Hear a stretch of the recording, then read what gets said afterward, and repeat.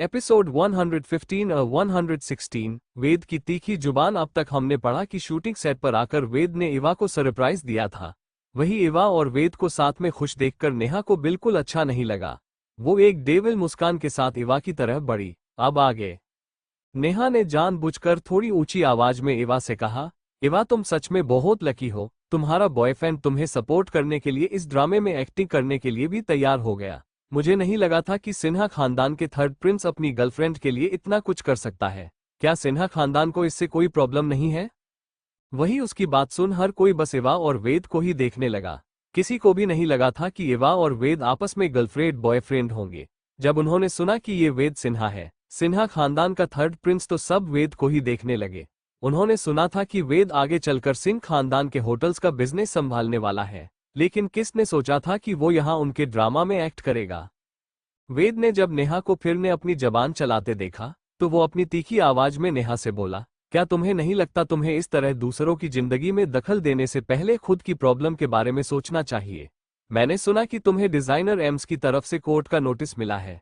क्या तुमने अपना कंपनसेशन भर दिया है या अभी भी कुछ बाकी है? वेद की बात सुन नेहा को गुस्सा तो बहुत आया, लेकिन खुद को मासूम दिखने के लिए रोने की एक्टिंग करते हुए कहा, देखो वेद, तुम्हें इस तरह से मुझे बदनाम नहीं करना चाहिए था। जस्ट बिकॉज कि मैंने तुम्हारी गर्लफ्रेंड की तरह ही सेम ड्रेस पहनी थी, तुमने सीधे मुझ पर केस ही कर दिया। क्या तुम्हें नहीं लगता इससे मेरी जिंदगी पर कितना असर पड़ सकता है? नेहा ने जानबूझकर इसमें इवा का नाम लिया ताकि सभी को लगे कि इवा की वजह से ही वेद ने नेहा पर केस किया था। वेद ने जब नेहा के नकली आंसू देखे तो उसे नेहा से चीड़ होने लगी। वो बोला, ओह, तो तुम्हें लगता है कि वो केस झूठा है, तो फिर तुम कोर्ट में ये साबित कर दो। वैसे भी मैंने ऑलरेडी सारे सबूत पुलिस को दे दिए हैं। वो तो इवा की वजह से मैंने तुम्हें उस दिन माफ कर दिया था, वरना मैं तुम्हें उसी दिन जेल भेज देता। इससे पेह कि नेहा और वेद की फिर से लड़ाई शुरू करे, डायरेक्टर शाह गुस्से में बोले, ये मेरा सेट है, तुम लोगों का घर नहीं जो यहाँ आकर अपने पर्सनल मामलों के बारे में डिस्कस कर रहे हो। मैं तुम सबको वार्न करता हूं, अगर फिर से सेट पर कोई मुझे अपने पर्सनल लाइफ के बातों को लेकर झगड़े करते देखा तो मैं उसे उसी पल अपने ड्रामा से निकाल दूंगा। मुझे इस तरह के अनप्रोफेशनल लोग अपने सेट पर नहीं चाहिए। वेद और नेहा दोनों ने ही डायरेक्टर शाह को सॉरी बोला। डायरेक्टर शाह ने सबको अपना फोटोशूट कंप्लीट करने के लिए कहा। उन चारों ने फोटोग्राफर की बताई गई पोजिस में साथ में शूट करना था। हर कोई अच्छे से कर रहा था, लेकिन नेहा, जिसका सारा ध्यान इवा पर था, उसके एक्सप्रेशन ठीक से नहीं आ रहे थे, जिससे डायरेक्टर शाह ने नेहा को फिर से डांट दिया। उन्होंने उसे ठीक से पोजेस देने के लिए कहा। सब लोग डायरेक्टर शाह के गुस्से को महसूस कर सकते थे। किसी ने भी सेट पर कोई गलती करने की हिम्मत नहीं की।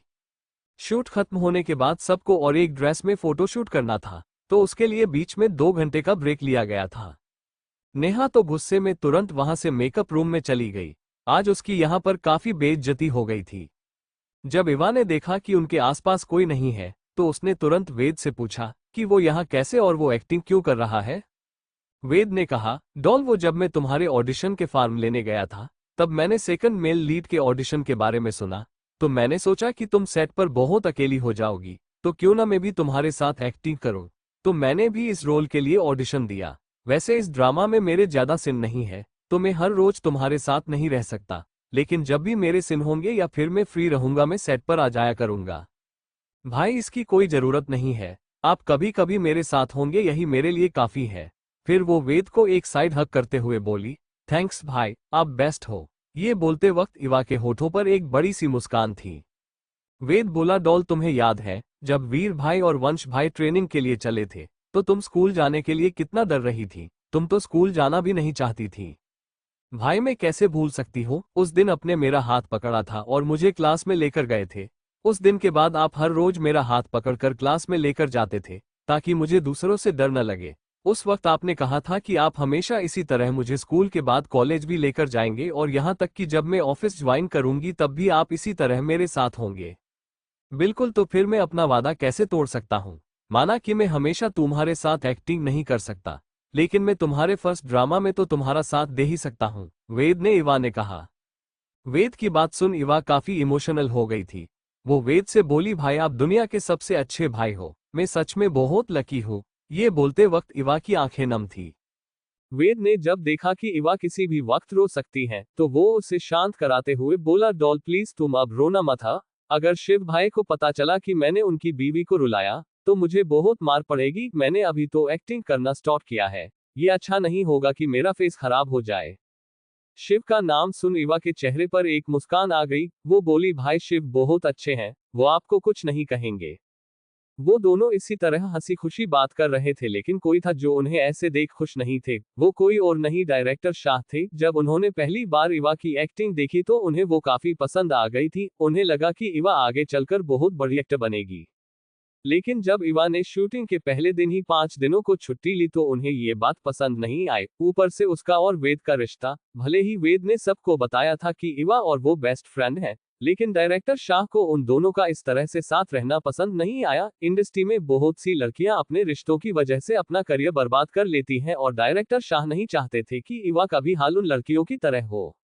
जब तक इवा का फोटोशूट खत्म हुआ तब तक ऑलरेडी शाम के 5 बज चुके थे। इवा तो काफी थक गई थी। वो वेद के साथ जाने वाली थी कि तानी ने उसे बताया शिव बाहर उसका इंतजार कर रहा है। ये जानकार कि शिव यहाँ है, वेद ने इवा को वहीं से बाय बोला और अपने कार की तरफ चला गया। वो अभी अपने शिव भाई के समाने नहीं जाना चाहता था, क्योंकि उसे पता था अगर वो शिव भाई के समाने गया तो उसकी क्लास जरूर लगेगी। इवा ने भी ज्यादा नहीं सोचा और अपने कार की तरफ बढ़ गई। जब वो कार के बैठी तो उसने देखा शिव पहले से ही कार में बैठा हुआ था। शिव ने इवा को बैठते देखा तो पूछा, कैसी रही तुम्हारी शूटिंग, क्या सब ठीक था? इवा शिव के कंधे पर सिर रखते हुए बोली, सब अच्छा था, लेकिन मैं बहुत थक गई हूँ। मुझे नहीं लगा था कि एक्टिंग करना इतना थका देने वाला होगा। तो क्या तुम अब एक्टिंग नहीं करना चाहती? शिव ने इवा को अपने गोद में बिठाते हुए पूछा। इवा तुरंत बोली, ऐसे कैसे, मैं एक्टिंग करना चाहती हूँ। मुझे लगता है मुझे धीरे धीरे इसकी आदत हो जाएगी। फिर इवा आज जो कुछ भी सेट पर हुआ वो सब शिव को एक एक करके बताने लगी, लेकिन वो इतनी थक गई थी कि बताते बताते ही सो गई। जब शिव ने देखा कि इवा बात करते करते ही सो चुकी है तो उसने इवा के माथे पर किस किया, फिर उसे इसी तरह बाहों में भरकर अपनी आंखें बंद कर ली।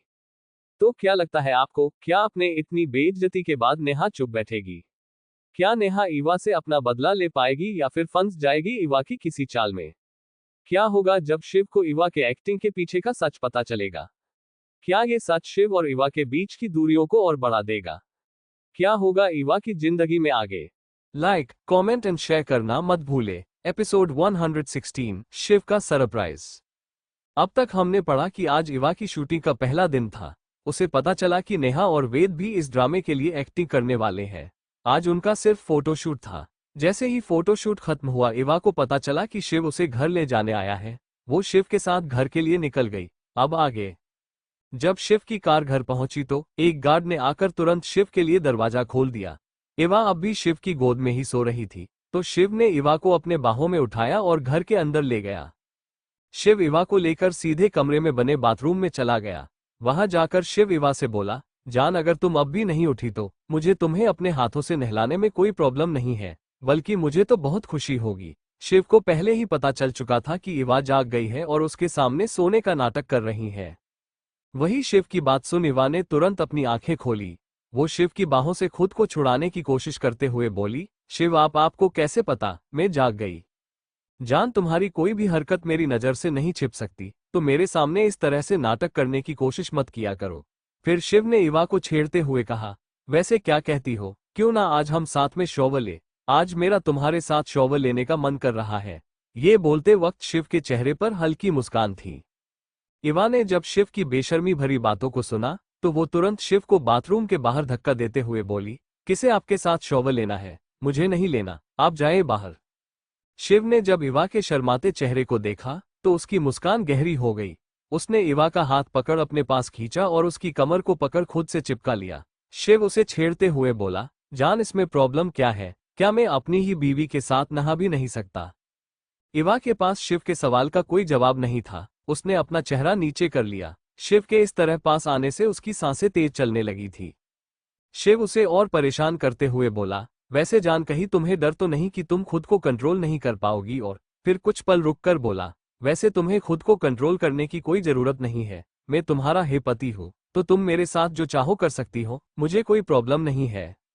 इवा अब और शिव की बातें नहीं सुन सकती थी। वो शिव को बाथरूम के बाहर धकेलते हुए बोली, शिव, आप क्या कह रहे हो? क्या आपको थोड़ी सी भी शर्म नहीं आती? जाइए यहाँ से, मुझे नहाने दीजिए। ये बोल उसने शिव को बाथरूम से बाहर निकाला और तुरंत दरवाजा बंद कर लिया। वो वही दरवाजे से टीककर खड़ी अपनी बड़ी हुई धकनों को काबू में करने की कोशिश करने लगी। वही शिव जो अब तक मुस्कुरा रहा था, जैसे ही वो बाहर आया उसके चेहरे के एक्सप्रेशन चेंज हो गए।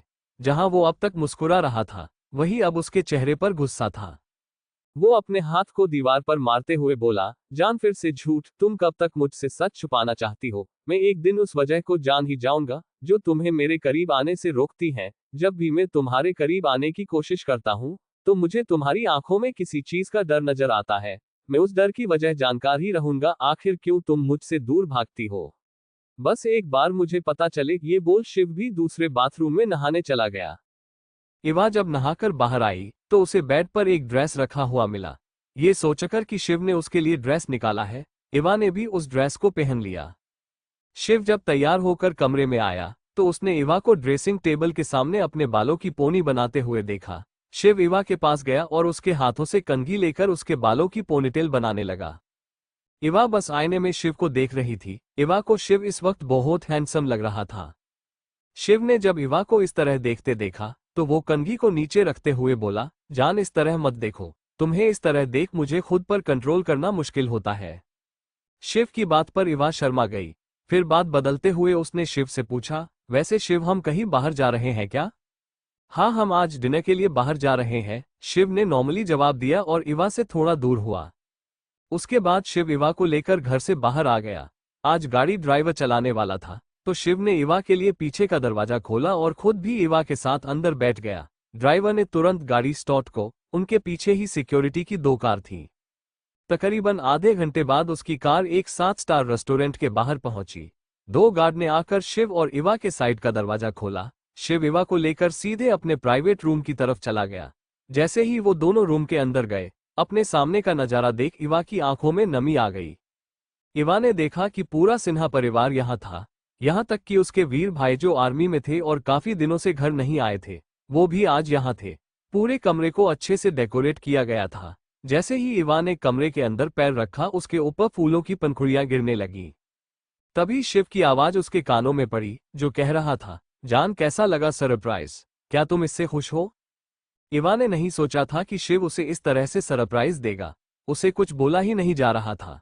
तभी वीर और वंश उसके पास आते हुए बोले, गुड़िया आज तुम्हारे एक्टिंग का पहला दिन था, तो हम सब ने सोचा क्यों ना इसे सेलिब्रेट किया जाए, तो ये छोटा सा फैमिली सेलिब्रेशन तुम्हारे लिए। इवा इस बात से बहुत खुश थी कि इस जिंदगी में वो सिन्हा खानदान से मिली। उसे इतना ज्यादा प्यार करने वाला परिवार मिला, उसे इतना अच्छा पति मिला। उसे अचानक लगने लगा कि वो इस दुनिया की सबसे लकी पसंद है। उसे अब जिंदगी से कुछ और नहीं चाहिए था। इवा अपने सभी परिवार वालों से मिली। फिर उसने केक कट किया। इवा ने अपने हाथों से सबको केक खिलाया। सबने साथ मिलकर इवा और वेद के आज के फोटोशूट की तस्वीरें देखी।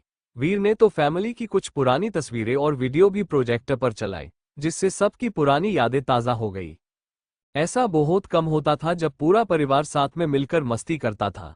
आज जब सब साथ थे तो सबने मिलकर गेम्स खेले और डांस भी किया। जब सब डांस कर रहे थे तो शिव ने इवा को अपने साथ डांस के लिए पूछा। इवा ने भी अपना हाथ शिव के हाथों पर रख दिया। जैसे ही शिव और इवा डांस करने लगे, सब उन्हें ही देख रहे थे। वेद ने तो फोन में उसकी वीडियो निकालना शुरू किया। शिव और इवा साथ में बहुत ही खूबसूरती से डांस कर रहे थे। डांस करते वक्त उनकी टाइमिंग बहुत परफेक्ट थी, जैसे उन्होंने डांस के लिए बहुत प्रैक्टिस की हो। वो दोनों ही अपने डांस में पूरी तरह से खो गए थे। उन्हें होश ही नहीं था कि वो दोनों अभी सबके सामने हैं। जब गाना खत्म हुआ तो शिव और इवा अनजाने में ही एक दूसरे को किस करने वाले थे कि तभी सभी के तालियों की आवाज से वो दोनों होश में आए। इवा तुरंत शिव से थोड़ा दूर हो गई। उसे अब शिव की तरफ देखने में भी शर्म आ रही थी। वो खुद से ही बोली, इवा तुम्हें क्या हो जाता है? जब भी शिव पास होता है तुम्हें किसी चीज का होश नहीं रहता। वो तुरंत वहां से अपने मॉम के पास बैठने चली गई। वही शिव को इवा का इस तरह दूर जाना अच्छा नहीं लगा, लेकिन अभी वो सबके सामने था तो उसने अपने दिल को इवा के पास जाने से रोक लिया और वो भी वंश और वीर के पास चला गया। तो क्या लगता है आपको, क्या इवा की जिंदगी इसी तरह हमेशा हंसी खुशी होगी, या फिर इवा की जिंदगी में कोई तूफान आने वाला है? क्या शिव और इवा के बीच की दूरियां कभी मिट पाएगी, या फिर हमेशा के लिए एक दूसरे से दूर होंगे वो दोनों? क्या शिव कभी इवा ने अतीत के बारे में जान पाएगा? क्या नेहा लेगी अपनी बेइज्जती का बदला? इसका क्रेडिट जाता है पॉकेट नोवेल रीडर पर। फिर मिलेंगे। लाइक करें और सब्सक्राइब करें। लाइक, कमेंट एंड शेयर करना मत भूलें।